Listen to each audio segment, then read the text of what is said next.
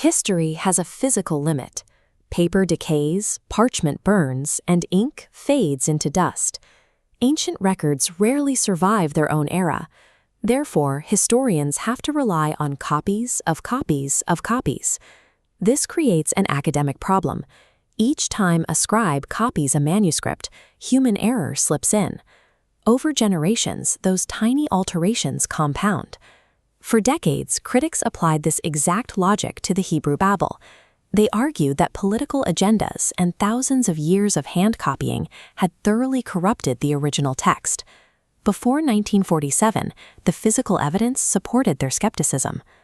Looking at this manuscript, you can see the intricate geometric and floral patterns that mark its creation in the 10th century.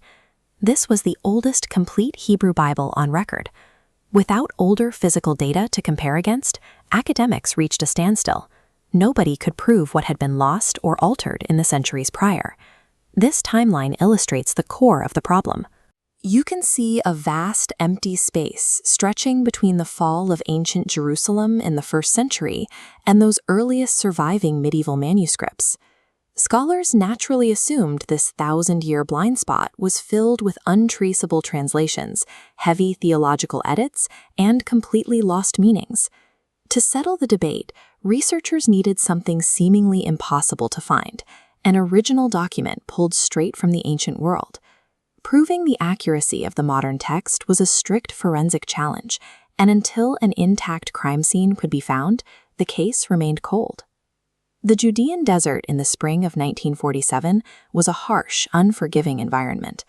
The wadis near the Dead Sea are lined with steep limestone cliffs, blasted by intense heat. While searching for a stray goat among these crags, a 15-year-old Bedouin shepherd named Muhammad ad-Dib scaled the rock face to check a narrow opening. He blindly tossed a heavy stone into the darkness. Instead of a bleeding goat, he heard the distinct crash of shattering terracotta.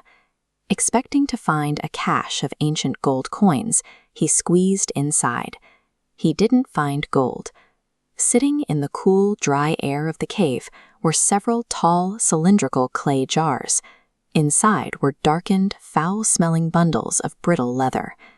Driven purely by the hope of simple treasure, a teenager accidentally unearthed a time capsule that had sat undisturbed for nearly 2 millennia.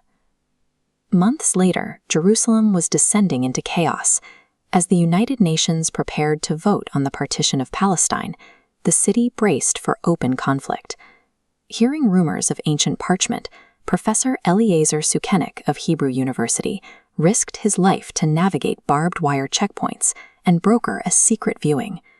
In a dimly lit back room, Sukenik held a magnifying glass to the weathered leather, examining the columns of faded black ink. Quiet awe.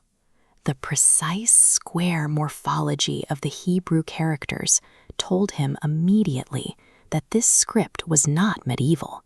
It was pre-Roman. As sirens echoed across the hills outside, Sukenik realized he held the exact physical data required to finally illuminate the 1,000-year blind spot. Today, that data sits in a highly controlled preservation environment. The Shrine of the Book in Jerusalem maintains precise climate conditions to protect the Dead Sea Scrolls. The crown jewel of this collection is the Great Isaiah Scroll, a continuous 24-foot length of stitched sheepskin. This split-screen overlay shows the definitive forensic test. The 2,100-year-old Hebrew characters from the cave align directly with the typography of our modern translations. The texts match word for word, down to the individual vowels. The vast translation errors predicted by the critics simply never happened. This brittle parchment survived the fall of empires, the burning of cities, and centuries of exposure in a desolate wilderness.